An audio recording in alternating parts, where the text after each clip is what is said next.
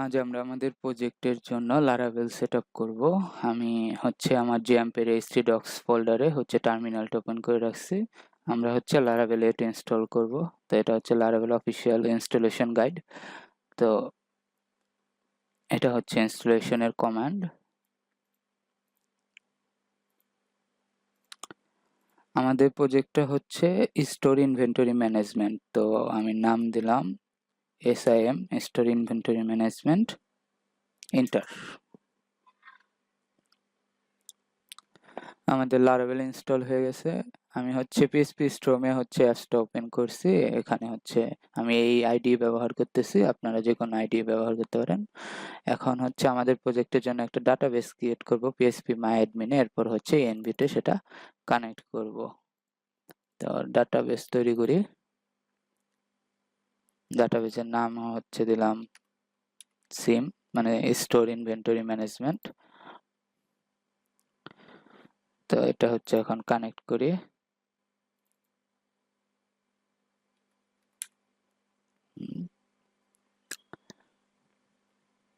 Connect করা হয়ে গেছে। তো আমাদের অ্যাপসে যেহেতু ইউজার রেজিস্ট্রেশন আর লগইন থাকবে, তো আমাদের একটা অথ সিস্টেম তৈরি করতে হবে। তো আমরা Laravel-এর যে ডিফল্ট অথ সিস্টেম আছে ওইটা ব্যবহার করব। তো ওইটার জন্য আমাদের কিছু প্যাকেজ ইনস্টল করতে হবে। তো ওইটা ইনস্টল করে নেই। এটা সিকিউরিটি। আচ্ছা, এর আগে দেখি আমরা অ্যাপসটা রান করে দেখি যে ইনস্টলেশনটা ঠিক আছে কিনা। তো আমি যদি সিডি সিমে যাই এবং সার্ভ কমান্ডটা দেই,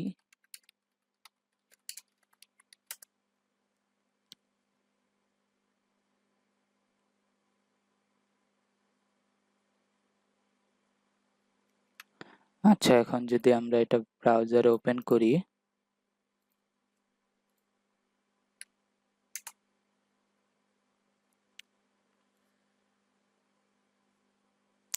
হ্যাঁ ঠিক মতো রান হইতেছে, মানে আমাদের ইনস্টলেশন ঠিক আছে। আচ্ছা এখন আমরা অথটা ইনস্টল করে নেই। তো Laravel সিকিউরিটি অথেন্টিকেশন। তো এটার জন্য আমাদের এই কমান্ড গুলা চালাতে হবে। Laravel এর jetstream আর livewire প্যাকেজ। jetstream আপনার ভিজুয়াল ইন্টারফেস তৈরি করে দেয় আপনার অথ এপিআই এর কানেকশনের জন্য, কিছু প্রিডিফাইন আর কি। Laravel 6 এর যে অথ ছিল ওটা মডিফাই করে এখানে নিয়ে আসা হচ্ছে। Laravel লাইভওয়্যার আবার ইনার্শিয়া দুইটাই ব্যবহার করে। লাইভওয়্যার ইনার্শিয়া ভিউগুলা Vue.js ইউজ করার একটা প্যাকেজ Laravel এর মাধ্যমে, মানে আপনি ব্যাকএন্ডে কোড লিখবেন আর ব্যাকএন্ড থেকেই ভিউ কম্পোনেন্ট গুলা রেন্ডার করবেন ফ্রন্টে। আর লাইভওয়্যার আপনার পিএইচপি কোডই লিখবেন কিন্তু কিছুটা Vue.js এর মতো কাজ করবে। তো আমরা এগুলো ব্যবহার করব না, আমরা রিয়াল ভিউ এক্স এগুলো ব্যবহার করব আমাদের প্রজেক্টে, কিন্তু অথেন্টিকেশনটা ব্যবহার করার জন্য আমরা এটা ইনস্টল করে নেব।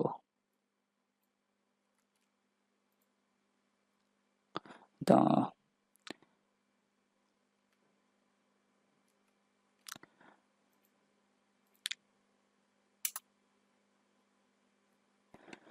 jetstream ইনস্টল হয়ে গেছে। এখন আমরা অথটা ব্যবহার করার জন্য যে কোনো একটা ব্যবহার করতে পারি, লাইভওয়্যার অথবা ইনার্শিয়া। আমরা এখানে লাইভওয়্যার ব্যবহার করব। তো লাইভওয়্যারটা ইনস্টল করে নেই।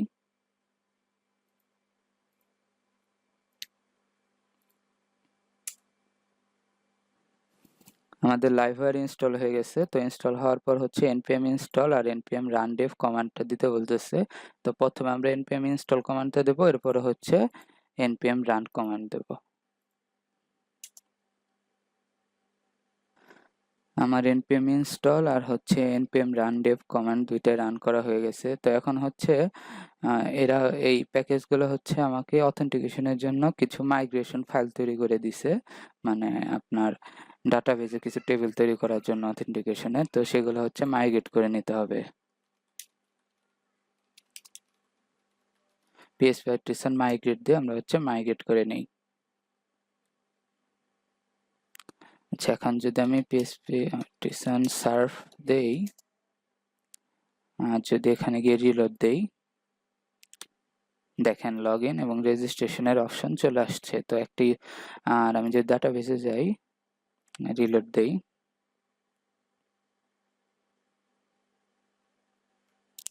তো দেখেন আমাদের এখানে ফাইলগুলো চলে আসছে, সরি টেবিলগুলো চলে আসছে।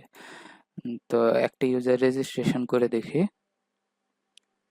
তার নাম দিলাম অ্যাডমিন, ইমেল হচ্ছে admin@gmail.com, পাসওয়ার্ড হচ্ছে 1 থেকে 8।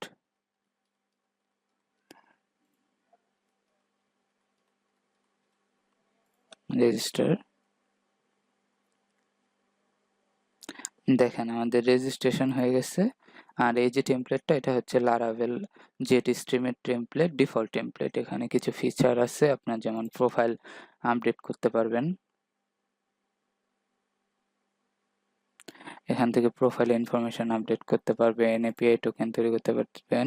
তো আমরা হচ্ছে এই টেমপ্লেট ব্যবহার করব না, আমরা হচ্ছে অন্য টেমপ্লেট ব্যবহার করব। আর যদি আমি ইউজারে যাই, তাহলে দেখেন ইউজার তৈরি হয়ে গেছে। তো অ্যাডমিন টেমপ্লেটের জন্য আমরা হচ্ছে অ্যাডমিন এলটি ব্যবহার করব। এটা একটা ফ্রি অ্যাডমিন টেমপ্লেট। তো এটা ডাউনলোড করে আমি এক্সট্রাক্ট করে রাখছি, ডাউনলোড করে এক্সট্রাক্ট। আর যদি আমি এইটা ওপেন করি, এই টেমপ্লেটটা আমরা ব্যবহার করব। তো এটা হচ্ছে এখন আমরা লারাভেল প্রজেক্টে হচ্ছে সেট করব। তো আমি যদি অ্যাডমিন এলটি তে যাই, তো এই স্টার্টার ফাইল আমরা হচ্ছে এটা ব্যবহার করব। এটা যদি আমি ওপেন করি, তো আমার কি কি ডিপেন্ডেন্সি লাগতেছে, এখানে আমার ডিস্ট্রিবিউটেড সিএসএস লাগতেছে, প্লাগইনস লাগতেছে। আর যদি জেএস এ যাই, সেক্ষেত্রে হচ্ছে আমার jQuery প্লাগইনস থেকে লাগতেছে, আর ডিস্ট্রিবিউট এই ফোল্ডারটা লাগতেছে। তো আমি হচ্ছে প্লাগইনস আর হচ্ছে ডিস্ট্রিবিউট এই দুইটা কপি করে আমাদের যে লারাভেল প্রজেক্ট আছে, যেখানে পাবলিক ডিরেক্টরি আছে, সেখানে একটা ফোল্ডার তৈরি করি অ্যাডমিন নামে, এটার ভিতরে পেস্ট করি।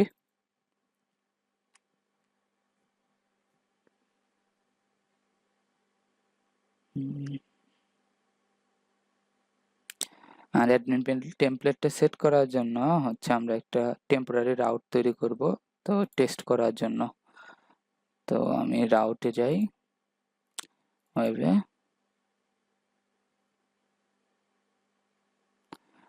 তো আমি হচ্ছে একটা রাউট তৈরি করি।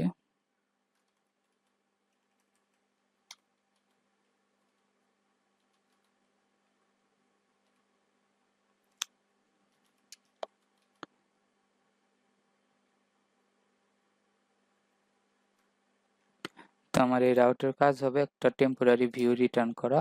তো আমি একটা হচ্ছে অ্যানোনিমাস ফাংশন ইউজ করি।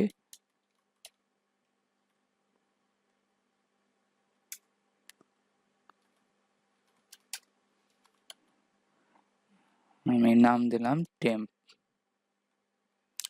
এখন আমি যদি রিসোর্স ভিউতে যাই, এখানে হচ্ছে একটা টেম্পোরারি ফাইল তৈরি করি।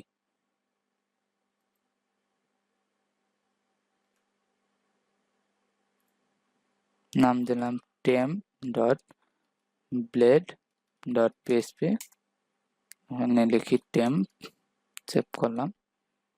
তো এখন যদি আমি ব্রাউজারে যাই, আর এখানে যদি লিখি টেম্প,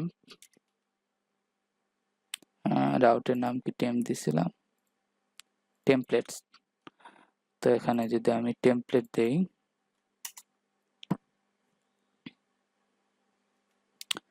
আচ্ছা এখানে টেমপ্লেট দেওয়ার পর এরর আসছে, এটা হচ্ছে syntax error, unexpected end of file. আচ্ছা এখানে হচ্ছে সেমিকোলন দেওয়া হয় নাই।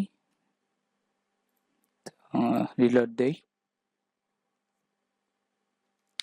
দেখেন আমার টেম্পস চলে আসছে। তো এখন হচ্ছে এখানে আমি আমার টেমপ্লেট অ্যাডমিন এলটির টেমপ্লেটের যে এইচটিএমএল গুলো আছে, এগুলো পেস্ট করে হচ্ছে সব লিঙ্ক টিঙ্ক গুলো ঠিক করব প্রথমে, এরপরে হচ্ছে এগুলো কাস্টমাইজ করব। তো আমি স্টার্টার ডট এইচটিএমএল সবগুলো কোড কপি করে নিয়ে যাই, আর হচ্ছে আমার যে টেম্প আছে এখানে পেস্ট করি। তো পেস্ট করে সেভ করে দিলাম। এখন যদি রিলোড দেই,